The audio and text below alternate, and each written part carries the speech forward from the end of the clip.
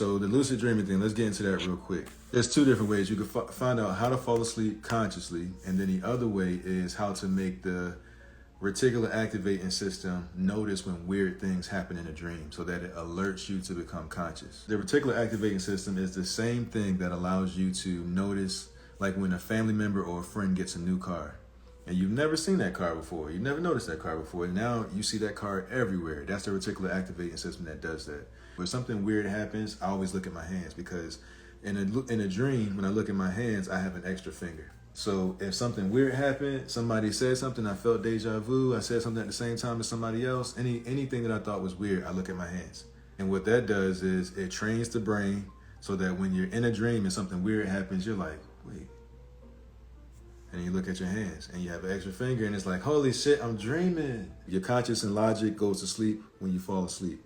That's why nothing is weird, because your logic and reason has been suspended. So nothing is weird. So you have to seed your consciousness in a sense by using your waking state to make your subconscious start looking for weird shit. To fall asleep consciously is a little different. You have to basically mimic the steps the body takes in order to fall asleep while maintaining your conscious awareness. The way to put the body to sleep is through breathing. When we breathe at night, we don't necessarily exhale. Gravity causes our lungs to collapse or whatever and push the air out. So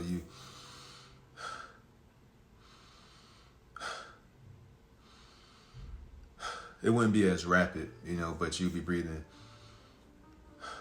You just let it all out. That's what I do. So that relaxes the body. When you're doing that, a lot of times you relax the body, but you don't relax the jaw. So we stay awake. You have to relax the jaw. You relax the jaw by basically cracking your mouth, like having your mouth open. Because a lot of times if you don't, you'll be clenching your jaw. And if you have this tension in your jaw, it'll keep you awake. You want to let it like that. You want to be on your back. When you roll over like this, that's usually your body trying to expend its last bit of energy to put you into sleep.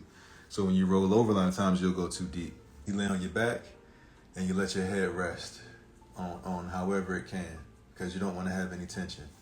So you let your head rest, you do the breathing, and you have to crack your mouth. So you want to be like that. And that's something the body naturally does. And then that allows the body to then start to fall asleep. And then you'll start to feel yourself falling asleep. You'll feel your eyes getting heavier. You'll start to see the swirling lights and all the imagery and stuff like that, the hypnagogic imagery. And you'll start to feel yourself dozing.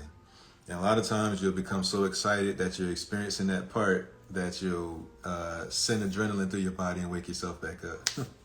But you just do it again, which is great, because you should be practicing that part as often as possible, really. Because if you can get to that stage over and over and over again, then the faster you do it over and over and over again, the faster the body is no longer excited by you getting there. And then it'll just allow you to ease into it. Once this happens, the tendency is for us to then fall asleep. Once you fall asleep like that, you either are entering a dream or exiting your body.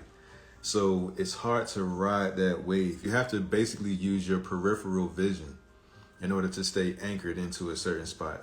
What happens is you'll just be kind of like in darkness and then light. And the light it'll be like an outside scene. You'll be walking down the street. It'll just be a quick boom. And you'll be like, oh, wow. And you'll look directly at it, and that's going to make it dissipate. You have to find a way to allow the dream to build without you looking at it. And the only way to really do that is to use your peripheral vision. So you want to be looking, but you don't want to be looking directly. So you have to be able to, I'm looking out my peripheral vision right now, right? So I can see the phone, but I could also see this hand. I could also see this hand. I'm not focused on anything, because if I focus, then these things would probably go away or something. So I'm looking at everything at once. I'm not looking directly at the phone. Once you start to see the swirling lights, or it's going to be like a white pulsating light in the middle, once you really get deep, once the sleep chemicals are really in there, you start to see that white pulsating light is going to expand until it covers the entire view. And that's usually when an image pops up. It'll happen right in front of you, but you have to be looking out your peripheral vision. And then you'll see the scene kick in, boom. And it'll feel like, most of the time for me, it'll feel like I'm gliding along the scene like this. That's what it'll feel like. And you still can't look at it. You can't look at it until it becomes solid enough to surround you. It'll feel like it's like in front of you, and you know, you look at it, you don't look at it, but you see it, but you're not looking directly at it. And then next thing you know, it's like some type of snap, like, and then you're in the dream. I didn't learn the eye thing until one day I wanted to understand what daydreaming was. Because I'm like, with daydreaming, you can be looking but not seeing. You can have your eyes open but not be looking at this at all. And I wanted to understand what that was. And when I looked it up, it said it was basically a trance state. And I said, well, damn, how do you put yourself into lucid dreaming? I mean, into a daydream. And it was just looking out blankly until they start. So then I said, oh, maybe if I tried that while I'm falling asleep, I'll be able to anchor myself, because I kept looking at the imagery when it would pop up. I figured maybe I could anchor myself. And then when I tried it, I got myself all the way to that stage, and it worked.